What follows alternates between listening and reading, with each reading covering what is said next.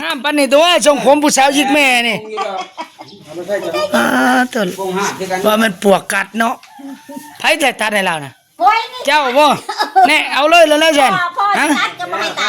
หักแล้วมายังฉันสิมาเฮ็ดแนวใดบัดนี่ข่อยสิคิดว่าสิให้อันเจ้ามาเล่มให้ไหมตัดไหมเอามันสิบ่เสียทรงเจ้าบ่สีมือเจ้าตัดฮะโอ้ยงามไปเลยเนาะเอาจะไปขายมอบให้นั่น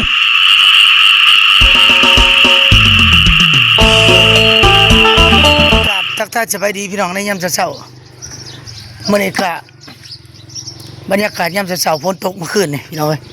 ยังมีน้ำอยู่นำถนนหนทางบ้านเฮาพอดีได้ยินข่าวว่าในพานเฮาได้เนื้อล่มเนื้อนะเฮาสิไปเบิ่งในพานเฮาได้เนื้อมาหลบพี่น้องเอ้ยได้ยินข่าวว่าเพิ่นซอยจุกำลังคั่วอยู่ไปย่างเข้าไปเบิ่งน้ำกันพี่น้องเอ้ย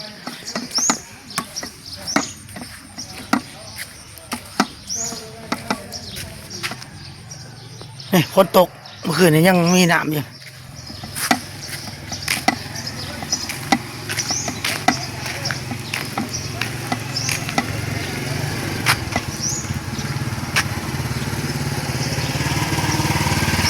ใช่แหละเขาทางในเขาทางในหรือทางนอก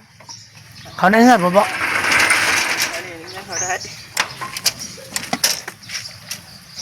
ได้ยินแต่เสียงเขานี่แหละออกนอกบ่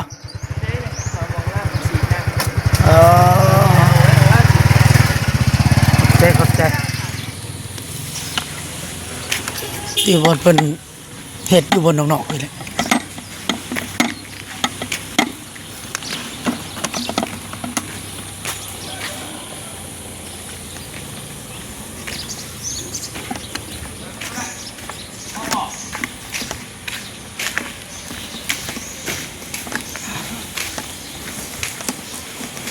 เฮ้ยเห็นยังเลย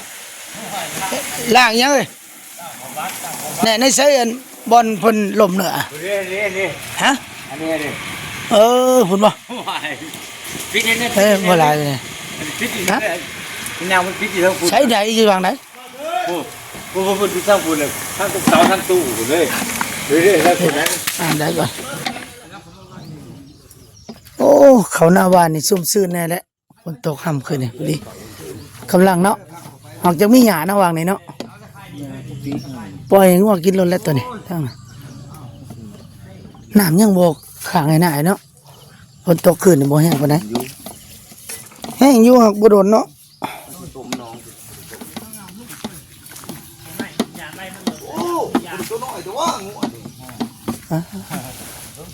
ใช้เลยในพันเพลงเนี่ยต้อยใช้พันเพลงดิ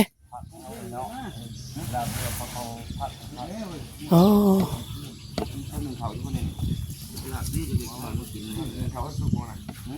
เจ้ากำลังจัดการอยู่เจ้าหน่อยก็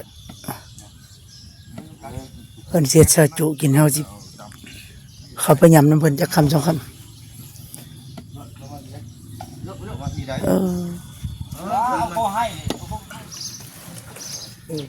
ไป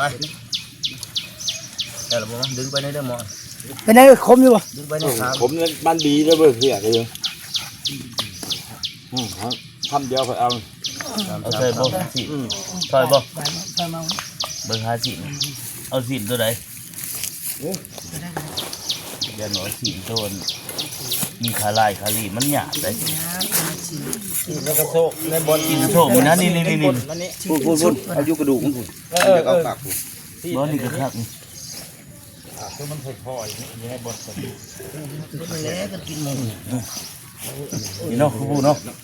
คักลิ้นนี่เนาะอันนี้มันบนนะ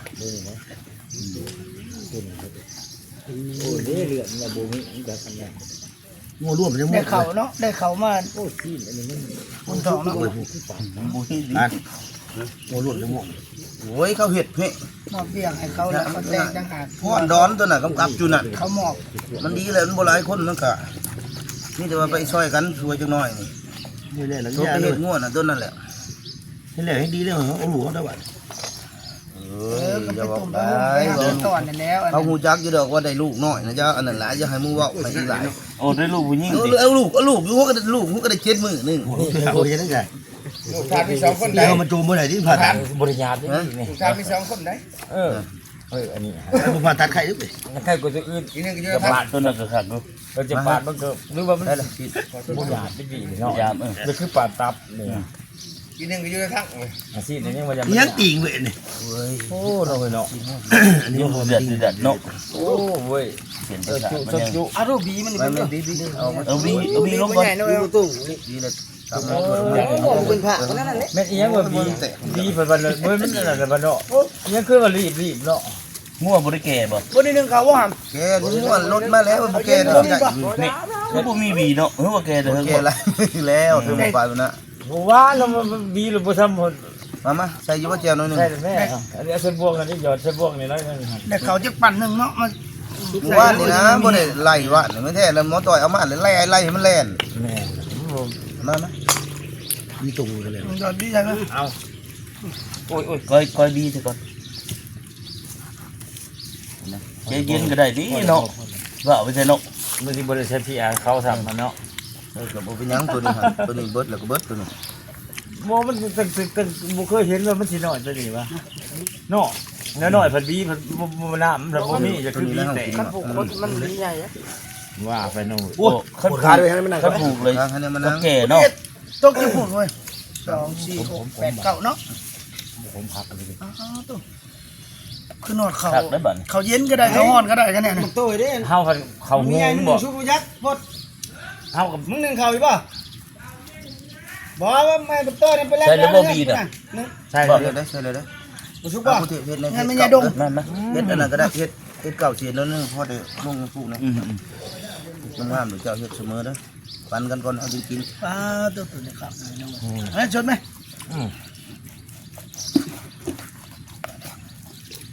ค่อย สดมาได้ก็คือนอดเขาเนาะเขานี้เขาเย็นก็ได้นะ เฮาเขาเจ้าแล้วหู เขาเจ้าป่ะโอ้บ่ได้บอกเขาถ่ายได้เนาะ เขาเจ้าแล้วทำเอาบ้านทั้งหมดต่อยทำก็หรือว่าเป็นสีอยู่เอาเป็นต้นสวยซะก่อนว่ะ กูเฮ็ดบ่ได้เอาบ่ เขาเจ้าเอาเว้ย อันนั้นกูทวนนะ บ่ มัน บ่เขาก่อนนะ เนาะเขาก็ว่าเรื่องนี้เขาเจ้า ตับพร้อมได้เนาะใส่กันโอ้คักเลยเสียแต่ขาดเขาคันใดเขาเลยกินกับเขาแล้วเลยเนาะ บวงอันเดียวเนาะยามัน ด้วยต้นไว้ลูกปล่อยจ้ะเลยเดี๋ยวผู้ชอบ ทำจุวะ อ้าวโอ้ได้แนวนะข้างในบ่เฮ้ยเบิ่ง จุบ่เว้ย โอ้แก่ข้าวเอาเรามองดูบัตรเนี่ยมันมี จับจุเนี่ย เย็นนี่เธอเนี่ยแก่ข้าวจากบัตรคนเลยโอ้เต็มจอกหาบเลยเนาะเอาเบิ้งเด้อโอ้เอาบนหันก็ถือว่าหัวจากตีดินไว้ได้เนาะคมแห้งบ่ย มีบ่ตัวใหญ่ คมสุดยอดเลยเนาะ อันนี้เป็นใหญ่เนี่ยเด็กตัวมากเป็นใหญ่ คือว่า ขนาดนึง ลงถ้วยได้เลยเนาะเป็นตอน นี่เนาะเอาแบบนี้ยาวเนาะ ตับพร้อมเลยเนื้อพร้อม ขาลังได้ดิ เอามาใหญ่ใหญ่บนทุกอัน อันนะ หารบ่ เขาบรรยากาศดีพี่น้องว่าอยู่ข้างท้องไร่ท้องนาเลยเด้ฝนกระตกในคืนนี่ มาเด้อ ถือว่า ตีคำปฏิ จับจุ ได้ยินเสียงนกห้อง ไม่ครับผมมันยัง แน่เขาบรรยากาศ พันนะ4 คูณ 4บอกมัน โอ้นี่เนาะ ไม่ยำนะ พอใจมอดก่อนยิ่งวับไปเลย ปีมันชุบบ่เริ่มมาเด้อ รถแล้ว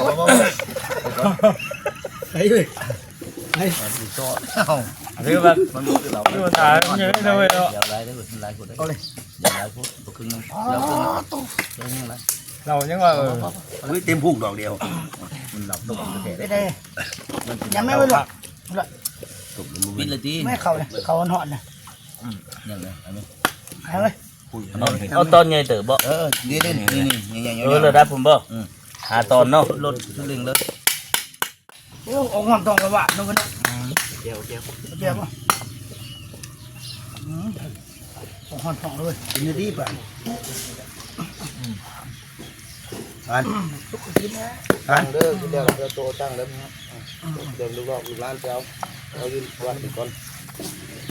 วัดเฮาแล้วเขาได้เบิด โอ้โหเอาเถอะ ถ้ามือเฮาจะมาจันมาสีเอาอันนี้ก็มันเฮาไปนั่นเฮ้ย เบิ่งดูลูกค้าทำ อันเอามือเฮามาจันมาสีเด้อ สองหัวเฮา เอาคนนี้ก็ไม่ได้ซื้อเอาดอก 6 อันเลือกเอาได้เขาสิเลือกเอามาเลย พอเท่าเฮาได้ไปกันแล้วก็ ห้องน้ำปลาหรอกคอนี่นาน โอ้ทำดอกได้ยังมันใหญ่แท้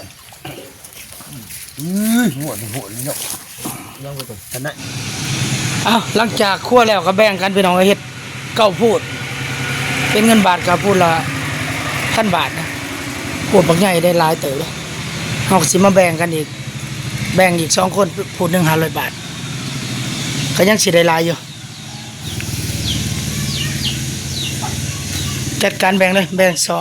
2พูดหนึ่ง500 บาทพี่น้องเวลาแบ่งกันแล้วเนี่ยเพราะว่าพูดใหญ่นี่ตัวจนเต็ม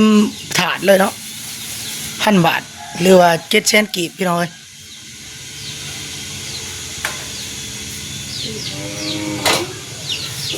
สดๆเลยนะเนื้อตัวนี้ราคา 9,000 บาทนะบ่ได้เอาโคกออกป้าพี่น้องก็กินสัตว์บาทน้ำเพิ่นเพราะว่าเพิ่นล้มสัตว์บาทแล้วก็แบ่งกันเฮาก็ไปเอาน้ำเพิ่นพูดหนึ่งพูดละ700,000 กีบคันเป็นเงินบาทก็สิแม่น 1,000 บาทนะแต่ว่าเรทเงินตอนนี้มีตั้งแต่68,000 กีบต่อ100 บาทนะ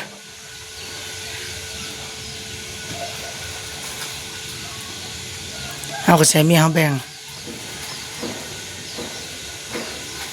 เฮาเลยเริ่มจากตึงแน่แล้วกินข้าวโค้งอิ่มแน่เลย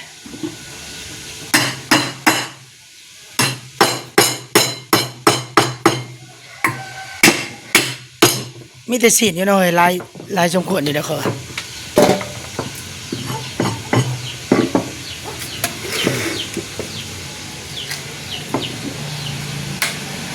บ่ได้ยากมีเฮาในประเภทจัดแจงแบ่งปันนี่ถือว่าเรียบร้อย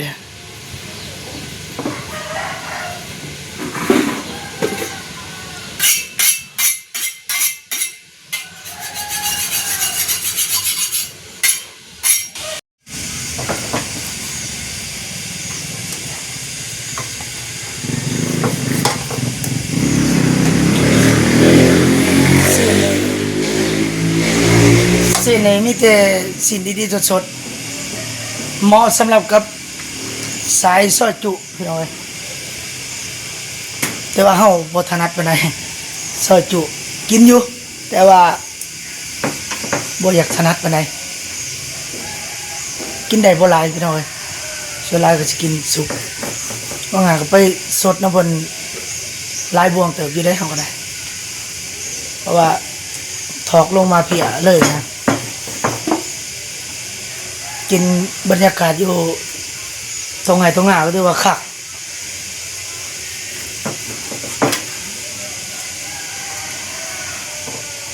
มาแล้วก็มาให้เราแบ่งเป็น2พูดนะจะแบ่งชำนี่ก็ยังลายเติบเลยได้เนี่ยยังบ่ทันได้เบิดอยู่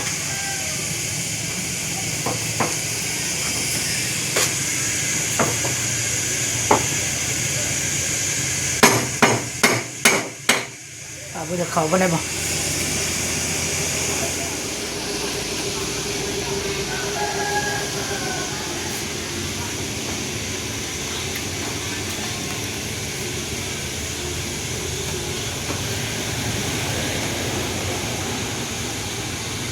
จะต้มหม้อยังซั่นน่ะ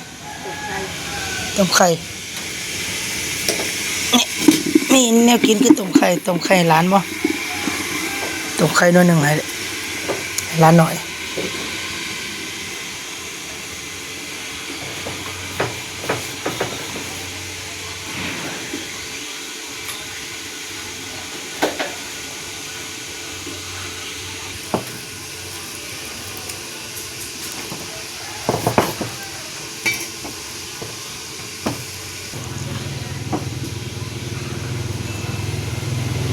แน่เมืองยังจุดพูนอยู่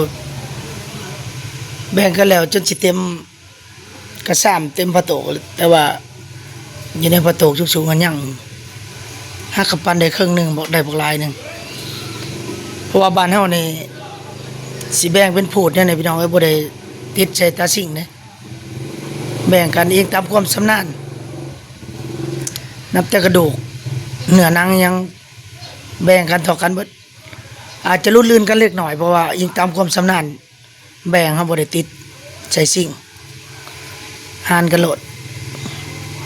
ปันกันเท่ากันเลย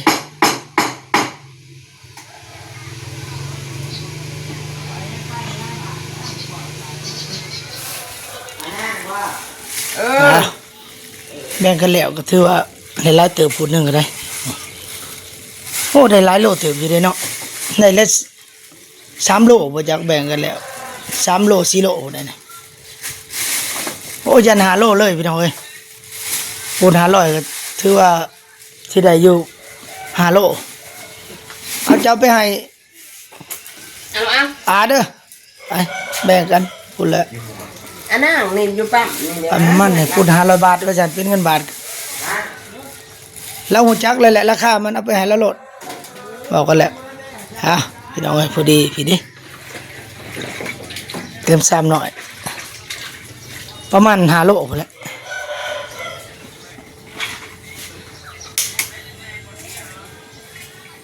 เอาก็สิเฮ็ดกินบัดนี้เสร็จจังได๋ล่ะกินเด้อเจ้าเสียดเมนูหยังกินให้เจ้าเลือกเฮ็ดเมนูก็ได้อย่างละซอยจำแจ่วบ่หรือแนวใดก็แล้วแต่เพราะว่าค่อยตึงแน่แหละซอยจุน้ำเขา ไปเลยนะ แป้งที่แป้งไหนเลย อ้าวโอ้ทรงผม เลยแหละหรือตัด แน่ ไปหน่อยหนึง งามปานนี้ตัวทรงผมผู้สาวยิกแม่นี่ตัว วงห้าที่กัน ว่ามันปวกกัดเนาะไผแต่ตัดให้เราน่ะ โอ้ยนี่ เจ้าบ่แน่เอาเลยแล้วซั่น พ่อ ฮะ ตัดก็บ่ให้ตัด แล้ว หักแล้วแม่ยังมายังฉันสิมาเฮ็ดแนวใดบัดนี้ ข่อยสิคิดว่าสิให้อันเจ้ามาเล่ม เล่มให้ไหมตัดไหมเอามันสิบ่เสียทรงเจ้าบ่สีมือเจ้าตัดฮะโอ้ยงามไปเลยเนาะ เอาพวก เอ้า จะไม่ขาย มอบให้อันนั้นช่างต้อยเด้อข่อยบ่ได้มีแนวตัดเลยบัดนี้ให้มอบไปช่างต้อยตัดได้นี่ช่างผมเนาะ จัดแบบนี้ ส่ง เอาไว้แบบ เอากระโปรง ส่ง ช่วงกระโปรง ส่งผู้สาวยิกแม่ได้นี่นะแม่นบ่ บอกว่าคือ ทั้งหน้าตัดเนาะเจ้าอยากได้แนวใดส่งอ่ะ กระโปรงจังว่า เอาไว้ แบบว่าบ้านเฮาตะกี้กับกบห้วยพังนั่นบ่ โอ้บ่ กระโปรงหัว โอ้อยู่กลางนี่ นี่เนาะ ดี โอ้คันนี่บ่เล่มขึ้นจังน้อย วงอยู่ดอก โอ้คนบักหล่อๆเนาะหำนอนหน้าทางดังคมเนาะ